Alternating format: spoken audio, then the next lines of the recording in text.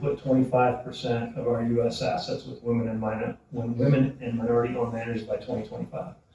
So that's a quarter of our assets with 3.7 billion. Our U.S. assets are about 2 billion. So a quarter of that's like 500, 600 million, give or take.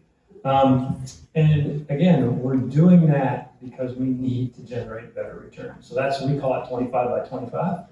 But really, it's about returns.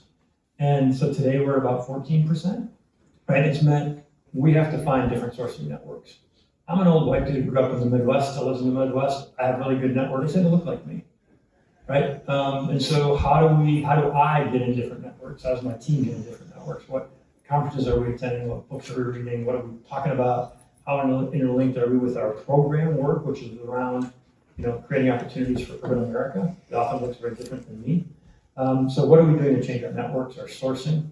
When we're sitting across the table from someone who is different than us, what are the unconscious biases going through? We go to these really crazy emerging markets. We're going to North Africa, we're going to the Middle East, we're going to Asia to look for managers, and yet we won't look around this country for people who don't live on the coast. That doesn't make any sense either. Right? It's about asking our existing managers, what are you doing about diversity in your team? And if we are willing to take their pat answers, so for any of you who invest in private equity is a good example, they will tell you, well, I can't change my diversity because I just recruit from the investment banks, and if the investment banks would get some diversity, I'd have some diversity. Sorry, that's a bunch of shit. They just need to work a little harder, and people with capital who are allocators like us need to push them a little bit. It's sitting down with our manager and going, it's not just about you, it's when you talk to your portfolio company, especially in the private space, what do the boards look like? And let me see the comp of your team. Like, who makes more than $250,000 a year on your team? And is it all men? Or is the only woman on your team the marketer? Right? Like, be okay making people uncomfortable.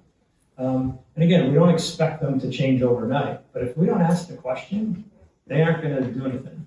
I would encourage you to think about, it's about better returns. And better returns come from better decision making. Better decision making comes from more diverse people in the room at the table and speaking up. And James, look at your people, think about how your portfolio can be different, and put some pressure on the industry to change.